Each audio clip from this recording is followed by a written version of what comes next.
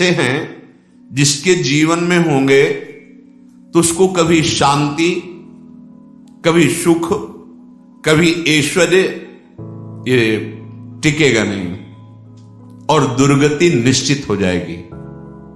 बहुत ध्यान से सुने। एक श्लोक में 6 दोष और दूसरे श्लोक में 7 दोष। उपासक को कभी इन दोषों को अपने अंदर टिकने नहीं देना चाहिए। और जो संसार के मार्ग में चल रहे अगर इन दोषों में चलेंगे तो हुआ जो आपके पुण्य कर्मों से ऐश्वर्य है भी वो नष्ट हो जाएगा। आप दुख, चिंता, शोक से ग्रसित होकर बड़ा दुख में जीवन व्यतीत करेंगे और आपकी गति बिगड़ जाएगी, दुर्गति हो जाएगी। विकत्थनः स्पृहायुर्मनस्वी बिभ्रत कोपम चपलो अरक्षणश्च एतान् पापाः षण्णराः पाप धर्मान् प्रकुर्वते नोत्र सन्तः सुदुर्गे संभोग संविद विषमोति मानी दत्तानुतापी कृपणो बलीयान वर्ग प्रशंसी वनितास्तु देष्टा एते परे सप्तनशं सवर्गाः। जो अपने मुख से अपनी बड़ाई प्रशंसा करता है, ये 13 लिख लो दिमाग में, डायरी में, क्योंकि ये नोट हो रहा है, आवाज डाली जाएगी, आप बार बार सुन, इनसे बचिए। अपनी बड़ाई, अपनी प्रशंसा कभी अपने मुख से नहीं करना, नहीं तो आपके पुण्य नष्ट हो जाएंगे, बुद्धि भ्रष्ट माने गिर जाएगी। अगर परमार्थ में चल रहे तो भी, और व्यवहार में तो पुण्य नष्ट हो ही जाएंगे। बुद्धि गिरी हुई तभी ऐसी बात होती है। और यह दोष बहुतायत है, ये बहुत प्रभावशाली है। अपनी बड़ाई मारना, इसको देख लो, पकड़ो, सत्संग है। अपने मुख से कभी अपनी बड़ाई ना करना। अगर कोई अपने मुख से अपनी बड़ाई करता है तो उसके सुकृत नष्ट हो जाते हैं, बुद्धि भ्रष्ट माने गिर जाती, पतित हो जाती है, फिर निर्णय ठीक नहीं। अगर हमारा सारथी, हमारा ड्राइवर मूढ़ हो तो कहीं भी हमको गिरा देगा, तो वो बुद्धि भ्रष्ट मतलब गिर जाती है, निर्णय करने लायक नहीं रहती। अपनी प्रशंसा अपने मुख से करना। दूसरा, लोलुपता, ये वृत्ति नहीं होनी चाहिए। धर्म से चलेंगे, धर्म के द्वारा जो हमें प्राप्त होगा उसी से हम अपना भरण पोषण करेंगे। आपके बच्चे स्वस्थ होंगे, बुद्धिमान होंगे, परिवार में बहुत सुख और शांति होगी, भले दीपक की तरह जलो, बहुत काल तक रहेगी। लक्ष्मी जी भी आपके घर में बहुत काल, हम ये नहीं कहते कि बहुत नहीं, जितनी है बहुत सुख शांति से चलोगे।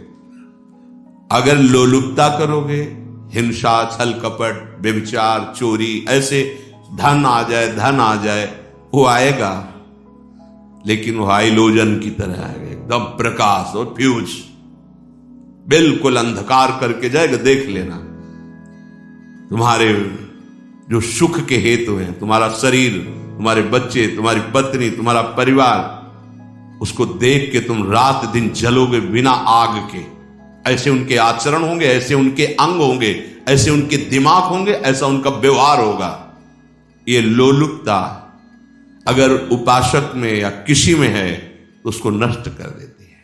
सावधान। तीसरा, यदि आपका अपमान होता है तो आपको उसे सहन करना होगा, उससे आपके पाप नष्ट हो जाएंगे। जो तनिक सा भी अपमान होने पर बहुत क्रोध करके दूसरे का अपकार करने लगता है, ये आपका पतन करा देगा, ये आपको फंसा देगा, हृदय जलेगा, अर्थव्यवस्था नष्ट होगी, पूरा परिवार दुखी होगा। जरा सा अपमान की संभावना में आप किसी से भी भिड़ गए, किसी से भी, वो ये प्रवृत्ति आपका पतन कर देगी। उपासक में तो अपमान सहना अमृत है, नीचा अपमानम सुधा, पर व्यवहार में भी ज्यादा उत्तेजित मत होइएगा। ये तो कुछ मिनट की बात है। अगर आपने उसे मारा पीटा, रिपोर्ट हुई कानून की, ओ फंसते चले जाओगे, अर्थ जाएगा, समय जाएगा, चिंतन जाएगा, बहुत तरह से हानि हो जाएगी। अगर आप सह गए तो आपका सहना उसके लिए आग बन जाएगा। उमा क्षमा साप होते भारी। तुम्हें दंड देने की जरूरत नहीं, उसका एक कर्म ही उसे दंड दे देगा। आप शांत हो जाइए। आप सत्संगी हैं, आप शांत रहिए। चौथा, निरंतर क्रोध और उसका चिंतन। बैठे बैठे बस द्वेषियों का चिंतन ही हो रहा है, अंदर क्रोध का चिंतन और द्वेषियों का चिंतन ही हो रहा है। द्वेष भरी बातें, द्वेष भरे क्रियाएं, उन्हीं का चिंतन करके जलते रहना क्रोध से। उपासक को तो क्रोध करना ही नहीं चाहिए, बहुत शांत। ठीक है, अभ्यास में कभी क्रोध हो सकता है, उसको फिर समन करो, अंदर से प्रायश्चित, जैसा कि अब गलती हुई, आगे नहीं करेंगे। और व्यवहार में भी क्रोध को आप पीना सीखें। अगर बार बार आपका क्रोध प्रकट होता ही रहेगा, आपका स्वभाव बिगड़ जाएगा, आपके पुण्य नष्ट हो जाएंगे और आपका जीवन नष्ट हो जाएगा। देने वाला उतना दे देगा, आपको आनंदित रहो, पैसा खर्चा सब, पूरे जीवन का विध्वंस मचा दिया क्रोध ने। कहीं भी आप देखो, किसी से क्रोध करके देखो, फिर देखो तुम्हारा भजन चल रहा है, तुम्हारी वो आनंद वृत्ति है नहीं, जलोगे और वो जलन और गुस्सा दिलाएगी और वो बैठे बैठे जलो नहीं। ये क्रोध जो है, ये चाहे व्यवहार में हो चाहे परमार्थ में, दोनों की हानि करने वाला है। और आश्रित जनों की रक्षा ना करना। अगर कोई भाग कर आपके पास आ गया है, कोई पशु पक्षी या कोई मनुष्य, आपको चाहिए कि अब चाहे हमारे पहले प्राण जाए, उसकी रक्षा करेंगे। सीवी जैसे तो कोई बिरले ही होते हैं, पर इतना जरूर ध्यान दें, जैसे कोई पशु पक्षी किसी भय से आपके सीमा के अंतर्गत आ गया है, अब उसकी रक्षा करनी है आपको। अगर आप स्वयं मार देते हैं या मरवा देते हैं, या आपके सुकृत नष्ट कर देगा, या आपकी दुर्गति का कारण बन जाएगा। और जो पाप कर्म उत्साहित होकर करते हैं, उपासक को तो बहुत सावधान रहना चाहिए, पर व्यवहार में भी जो नहीं करना चाहिए, अगर वो पाप कर्म आपके द्वारा मन में प्रेरित हो रहे हैं, संकल्प बन रहा है, क्रियाएं हो रही, दुर्गति पक्की, पुण्य नष्ट हो जाएंगे, दुख अशांति बढ़ती चली जाएगी, कभी शांति नहीं प्राप्त कर पाएंगे। ऐसा नहीं कि जो मन में आवे सो करे। पापाचरण निडर और उत्साहित होकर करना, अगर ऐसे लक्षण है, निश्चित दुर्गति होती है। ये 6, अपनी बहुत बड़ाई करने वाला अपने मुख से, लोलुपता, तनिक से अपमान में सहन ना करने वाला, निरंतर क्रोधी और आश्रित जनों की रक्षा न करने वाला, और निडर हर्षित होकर पाप कर्म करने वाला। दूसरे श्लोक में 7 है, 6 7। 1, संभोग का ही चिंतन करना, संभोग में ही मन लगाना, संभोग दूसरी स्त्रियों के साथ करने की भावना रखना। संभोग, पहला है संभोग। रात दिन बैठे बैठे बस यही चिंतन करना, गंदी बातों का, गंदी बातें देखना, गंदी बातें सुनना, गंदी बातों का चिंतन करना। फिर अन्य माताओं बहनों के प्रति काम दृष्टि से देखना, कोई आ जा रही है तो दृष्टि से, काम भाव से देखना, भोग बुद्धि से देखना, निश्चित पुण्यनाश दुर्गति। बड़े बड़े उदाहरण इतिहास में हैं जिन्होंने ऐसा दृश्य नेत्रों से देखने की चेष्टा की, मन में संकल्प किया, भोगने का, नष्ट हो गए, चाहे वो कितने बड़े प्रतापी हो। ये दुर्योधन कोई साधारण थोड़ी है, भगवान व्यास देव जी के द्वारा ही तो, भगवान व्यास देव जी ही इसकी उत्पत्ति का कारण है। आप देखो, इतने महान पुलस्त जी ही उत्पत्ति का कारण है रावण की। बस ये ऐसे दोष हैं जिनके कारण जीव नष्ट हो जाता है। ठीक है, धर्मयुक्त काम भगवान ने आदेश किया है।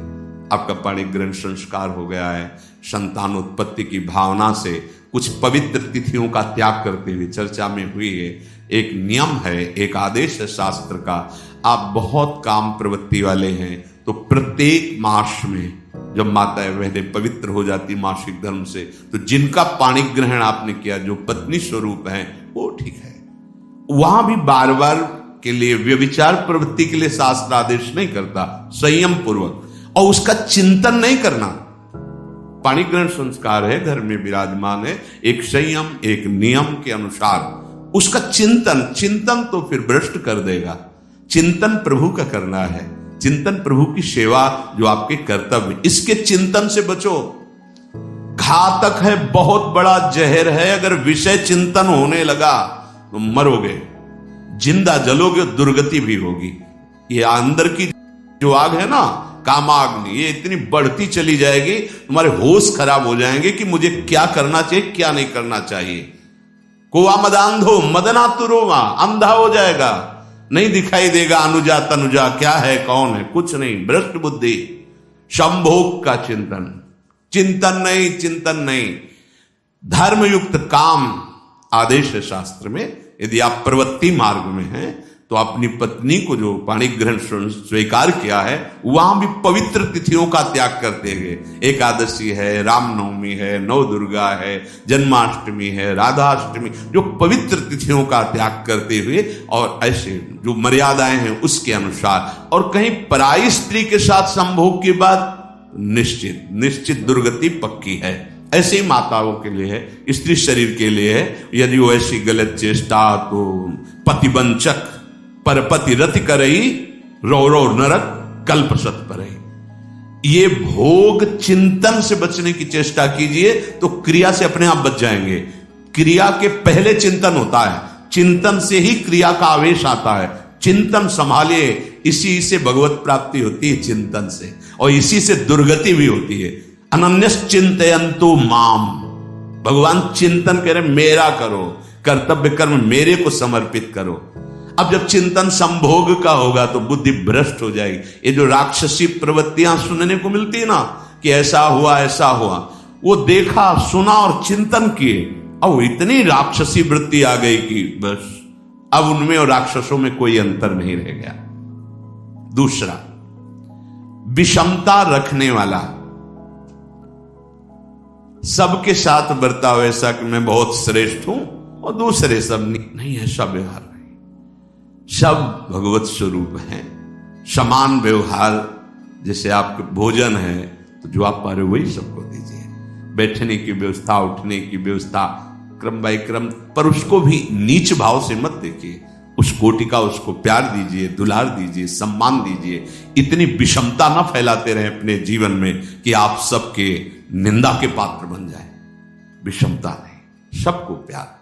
हाँ ठीक है, पुत्र का अलग प्यार है, भाई का अलग प्यार है, पिता का अलग प्यार है, पर हमारा व्यवहार प्रीति युक्त होना चाहिए, विषमता भरा नहीं होना चाहिए। अगर हमारे चित्त में विषमता ही रही तो संसार है, प्रभु नहीं है। जीत विषम संसार कीर्ति जग विस्तर है। जो विषमता पर विजय प्राप्त कर लेता है वही भगवत प्राप्ति का अधिकारी। ये विषमता बहुत बड़ी हानि है। तीसरी बात, अत्यंत मानी होना। जहां आपके प्राण कमजोर होंगे, पुण्य नष्ट होगा, आयुश्री सब नष्ट होना है, ऐसे आचरण करवाएगा गुरुजनों के साथ, महापुरुषों के साथ। ये बहुत नीच प्रवृत्ति है। अत्यंत मान प्रियता, मुझे सम्मान मिले, उत्तम प्रवृत्ति है। सबको मान देना, स्वयं अमानी रहना। चौथा, दान देने की बात कह के मुकर जाना या दान देकर पश्चाताप करना। दे दिया है, बहुत जल रहे हो, दूसरे से वार्ता कर रहे हो कि पता नहीं क्या यार बुद्धि में हो गया, हमने उसको इतना कहा था, उतना दे दिया, क्यों दे दिया, ऐसा मतलब अंदर चिंतन करना, क्यों दे दिया तो दिया। इसके बाद जो आपका जलन हो रही, पश्चाताप, सुकृत नष्ट हो रहे हैं। दान देकर पश्चाताप करना या दान देने की बात कह के मुकर जाना। जैसे आपने कह दिया आपको इतना इतना ऐसा, अब आप मुकर गए, ब्याज सहित तुम्हें देना होगा, ये तुम्हारी दुर्गति का कारण बन जाएगा। ऐसे ही नहीं बोलना चाहिए, बहुत होश से। वाणी एक अमोल है, जो कोई बोले जान, ये तराजू तौल के तब मुख बाहर आन। पांचवा, अत्यंत कृपण होना। ना परिवार को सुखी कर पा रहा, ना अपने को सुखी कर पा रहा है। एक एक सिक्का बैंक में जो मर गया। धन की वास्तविक गति यही है कि अपने परिवार को खूब उसकी अनुकूलता प्रदान करो, उसमें से कुछ हिस्सा किसी ऐसे को जिससे तुम्हें बदले में कुछ लेने की भावना ना हो। कोई साधु महात्मा, गाय, पशु, पक्षी, किसी भी जीव बीमार है शरीरधारी, उसके जिससे कुछ कभी लेने की भावना ना हो, एहसान की भावना ना हो। शो धन धन्य प्रथम गति जाकी, धन्य हो गया उसका धन। अब वो कृपण का धन किसी काम में ना स्वसुख, ना परिवार के सुख, ना धर्म कार्यों में, व्यर्थ जीवन चला गया। उसी धन का चिंतन करना, उसी का संग्रह करना और उसी की रक्षा करते करते शरीर छोड़ देना, तो चिंतन बिगड़ गया। तो कह रहे हैं जो कृपणता है और अर्थ और काम की प्रशंसा, उसी की चर्चा, उसी का चिंतन, रुपया और भोग, उसी की चर्चा कर, जहां बैठे रुपया की चर्चा, भोग की चर्चा, जहां एकांत में बैठे उसी का चिंतन, कैसे रुपया बढ़े, कैसे भोग मिले। और अगर अवसर मिला तो रुपया अधर्म से आवे चाहे धर्म से, उसको इसकी कोई परवाह नहीं। भोग चाहे धर्म से हो चाहे अधर्म से, जिसका अर्थ और काम भोग ही चिंतन है वो धर्म नहीं। जिसका धर्म चिंतन का विषय है तो अर्थ और काम भी ऐसा होगा जो मोक्ष प्रदान करने वाला हो। धर्म, अर्थ, काम, मोक्ष। और जो बालक, स्त्री, पागल, असहाय, जो इनकी रक्षा न करके इनकी हानि करता है, दुर्गति निश्चित है। माना आपकी पत्नी है, उसका स्वभाव बिगड़ा हुआ है, क्रोधी है, कटु वचन बोल, लेकिन आपके ही प्रारब्ध के लिए, माना आपका पति ऐसा स्वभाव वाला, पर आपके ही प्रारब्ध से तो संयोग बना है आकर, अब इसका निर्वाह कर ले जाओ तो पवित्र हो जाओगे दोनों। और अगर झगड़ा और लड़ाई और मारपीट और कहीं हिंसा आदि के रूप में उतर गए तो फिर और करनी बिगड़ गई। बालक है, आप उसको ज्ञान नहीं कि आप पवित्र है, कि आप पवित्र है, उसको ज्ञान नहीं कि आप उसके साथ व्यवहार अच्छा कर रहे हैं कि बुरा कर रहे हैं। रक्षा करनी है आपको, शोषण नहीं करना। कह रहे हैं स्त्री, बालक और पागल, जैसे विक्षिप्त है, पागल है, आपको रक्षा करनी है। बन जाए तो उसको भोजन, ऐसा नहीं कि ईट मारो, उसको अपमानित करो। उसकी बुद्धि खराब है, प्रारब्धवशात खराब हो गई है, तो शास्त्र आज्ञा करता है स्त्री, बालक, जैसे पागल, विक्षिप्त आदि हैं, असहाय है, असमर्थ है, बूढ़ा है, वो आप सेवा भी करो तो गाली दे सकते हैं, उनकी बुद्धि बिगड़ गई, आपको उनको दंड नहीं देना, मारना नहीं है आपको। मान लो आपके बड़े बूढ़े बुजुर्ग जन हैं, आप सेवा भी कर रहे हो तो आपको कटु वचन बोल सकते हैं, आपकी निंदा कर सकते हैं, लेकिन आपको उनके साथ व्यवहार सद करना है। अगर आपने इन दोषों को स्वीकार किया तो निश्चित आपकी दुर्गति होगी, ना इस लोक में आपको शांति मिलेगी ना परलोक में। इसलिए इन दोषों को बार बार सुन करके और हृदय में जांचो कि कहीं है तो नहीं, अगर है तो सत्संग, भजन बल, भगवत प्रार्थना के बल से इन दोषों का त्याग कर दो, जीवन मंगलमय हो जाएगा। शेष चर्चा आगे।